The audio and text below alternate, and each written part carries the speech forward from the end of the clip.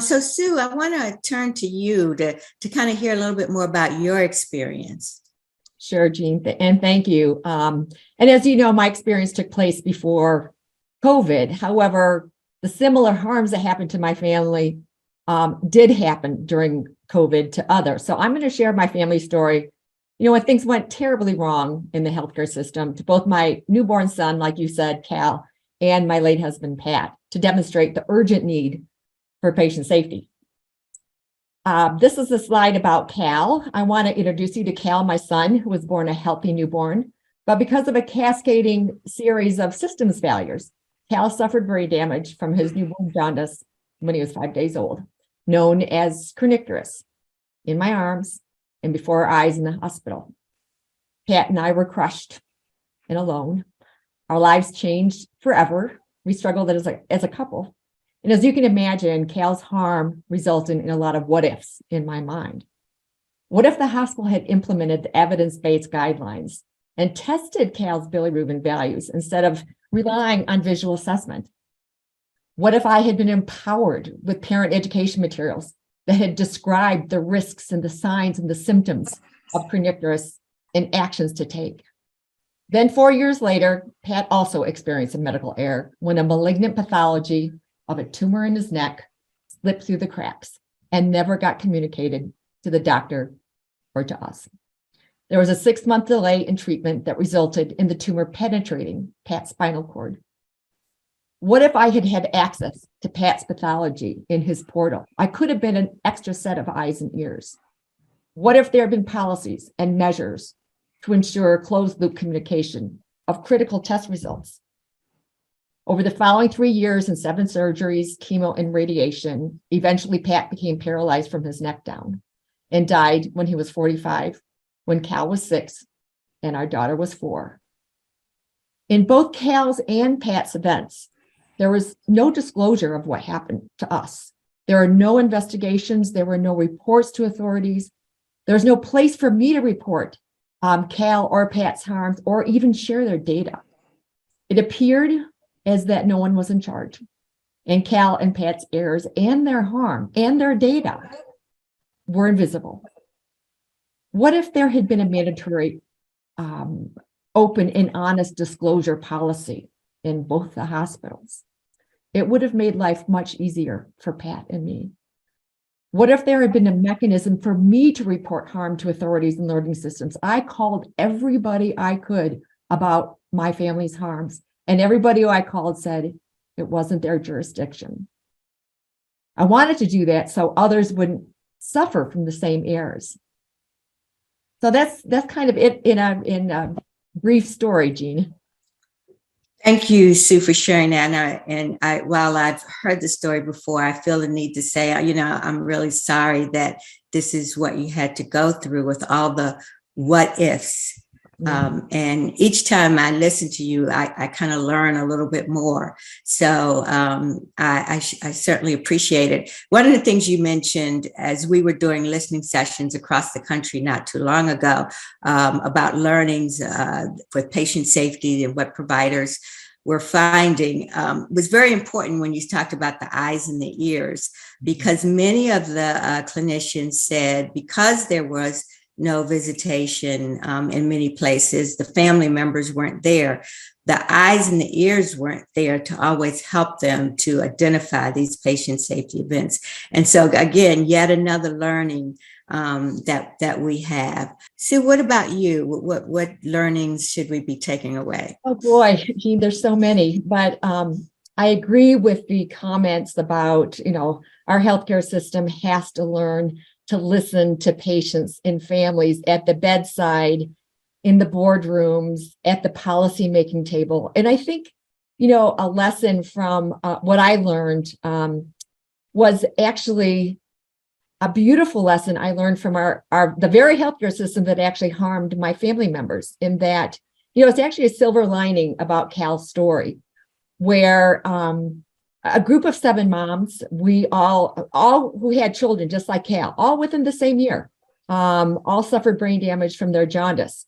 And we decided to start a nonprofit, and we worked very closely, Jean, with CMS, with your organization. We worked with the Joint Commission and CDC and NIH and HRSA and HRQ and nursing organizations, pediatric organizations, guideline developers. And what was lovely about what I learned, above and beyond what we as individual patients can do, is how these honorable, courageous healthcare leaders accepted our invitation to partner with us.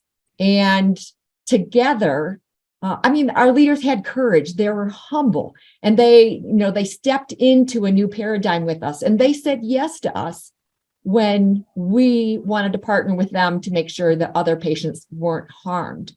So one of my lessons was that our healthcare system does care, and that there are leaders and courageous people who want to work with us patients, at the bedside and at the policymaking table to make care safer. And I think many of those leaders in healthcare champions and clinicians are listening to this session today. And really the reason that they are, because they want to, as you said, come together, collaborate, and make a difference. And Sue, what do you want people to walk away with today? Yeah, I think my message, Jean, is to our leaders, and our leaders at healthcare systems, our leaders at HHS, our contractors, our those who are professionals that are leading, because I want to address what Lee Fleischer said in an earlier session, and he talked about trust and trustworthiness, and I want to talk about what I've learned from my own experience and what I've learned from Patients for Patient Safety US and other people who have been harmed by trust, that we really need to establish a trustworthy, safe healthcare system. So I want to go through, and this is really a collection of comments from patients, but our number one request is radical collaboration. And when I say radical, I mean robust. I mean not one patient in a committee, but engage diverse patients and families and communities as problem solvers, especially those who experience harm and those most marginalized. For example, people with disabilities, racial ethnic groups, LGBTQ, the elderly, to help learn from them how to redesign a trustworthy, safe healthcare system. Engage us in the co-design of policies, plans, strategies, and programs, payment models, measures, and guidelines. Hardwire patient and family engagement into your missions, your governance, internal processes, budgets, funding criteria, and structures. The second expectation is for you, and when I say you, I mean everybody. This is kind of the new we. When I say the new we, I mean all of HHS, all of healthcare systems, patients, families, civil society, patient groups, healthcare professionals. Learn from patients and families. Develop systems to which we can report harm from unsafe care. Collect patient-reported outcomes, and redesign patient experience surveys to capture our perspectives and experiences in safety. I would say without our data, your data sets and the learning opportunities are really incomplete. The third is universal truth-telling and transparency. We expect the promise of moral integrity in establishing truth-telling and transparency as non-negotiable. We expect policies, measures, and enforcement to make this a reality, including honest and open disclosure and data transparency. I say data transparency because, it was chilling for me to learn that before Cal's injury, there had been several other cases before him, but the data and the learnings were buried in confidentiality clauses and sealed documents. We need to eliminate gate clauses and unleash this important data to learn from it.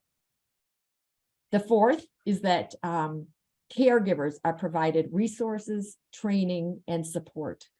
Caregivers contribute to the resilience of the healthcare system in a profound way. We make your job easier and we save you money. Learn from us, teach us, support us, and honor us. Number 5, we expect to be empowered with understandable, reliable patient information. that is honest about risk and provides actionable information for us to take to keep safe. We also expect the option to have access to all of our medical records, including pathology, images, and notes without delay.